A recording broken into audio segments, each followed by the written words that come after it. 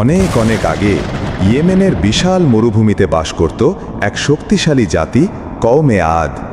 তাদের দেহ ছিল বিশাল, শক্তি ছিল অপরিসীম। তারা উঁচু উঁচু প্রাসাদ বানাত, মরুভূমিকে সবুজে ভরাত। কিন্তু তারা আল্লাহকে ভুলে গিয়েছিল, তারা মূর্তি পূজায় ডুবে গিয়েছিল। তখনই আল্লাহ পাঠালেন একজন নবী, হজরত হুদ আলাইহিসসালাম। হুদ আলাইহিসসালাতু-ওয়াসসালাম তাদের সকলকে বললেন, হে আমার জাতি, তোমরা এক আল্লাহর ইবাদত করো, তিনি ছাড়া তোমাদের আর কোনো উপাস্য নেই।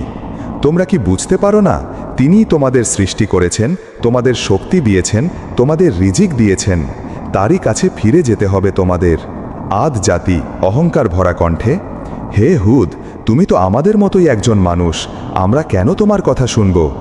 আমরা তো পরাক্রমশালী, আমাদের প্রাসাদ আকাশ ছুঁয়েছে। তুমি কি ভাবো আমরা তোমার কথায় সব ছেড়ে দেব?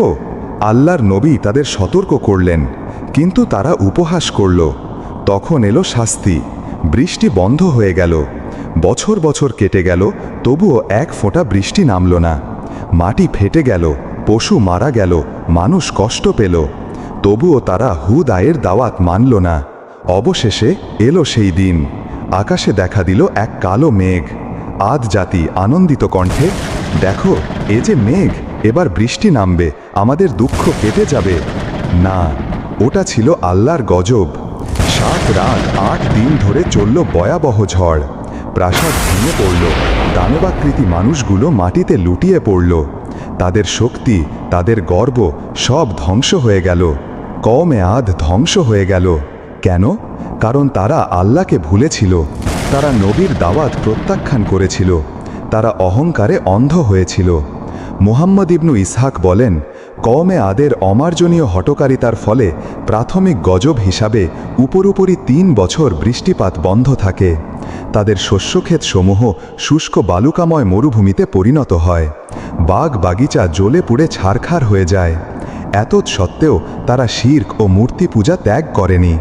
কিন্তু অবশেষে তারা বাধ্য হয়ে আল্লাহর কাছে বৃষ্টি প্রার্থনা করে। তখন আসমানে সাদা, কালো ও লাল মেঘ দেখা দেয় এবং গায়েবী আওয়াজ আসে যে, তোমরা কোনটি পছন্দ করো? লোকেরা কালো মেঘ কামনা করল।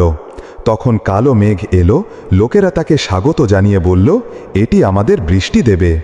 জবাবে তাদের নবী হুদ আলাইহিসসালাম বললেন, বরং এটা সেই বস্তু যা তোমরা তাড়াতাড়ি চেয়েছিলে। এটা এমন বায়ু যার মধ্যে রয়েছে মর্মন্তুদ আযাব। সে তার প্রভুর আদেশে সবাইকে ধ্বংস করে দেবে। ফলে অবশেষে পরদিন ভোরে আল্লাহর চূড়ান্ত গজব নেমে আসে। 7 রাত্রি ও 8 দিন ব্যাপী অনবরত ঝড় তুফান বইতে থাকে। মেঘের বিকট গর্জন ও বজ্রাঘাতে বাড়িঘর সব ধসে যায়। প্রবল ঘূর্ণিঝড়ে গাছপালা সব উপড়ে যায়।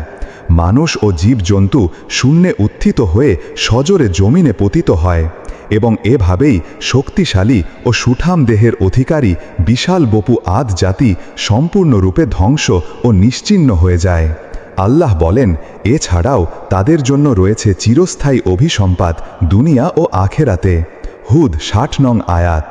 আয়েশা রাদিয়াল্লাহু তাআলা আনহু বলেন, রাসূলুল্লাহ সাল্লাল্লাহু আলাইহি ওয়াসাল্লাম যখন মেঘ বা ঝড় দেখতেন তখন তার চেহারা বিবর্ণ হয়ে যেত এবং বলতেন, হে আয়েশা, এই মেঘ ও তার মধ্যের ঝঞ্ঝা বায়ু দিয়েই একটি সম্প্রদায়কে ধ্বংস করা হয়েছে, যারা মেঘ দেখে খুশি হয়ে বলেছিল, এটি আমাদের জন্য বৃষ্টি বর্ষণ করবে। রাসূলের এই ভয়ের তাৎপর্য ছিল এই যে, কিছু লোকের অন্যায়ের কারণে সকলের ওপর এই ব্যাপক গজব নেমে আসতে পারে। যেমন ওহুদ যুদ্ধের দিন কয়েকজনের ভুলের কারণে সকলের ওপর বিপদ নেমে আসে।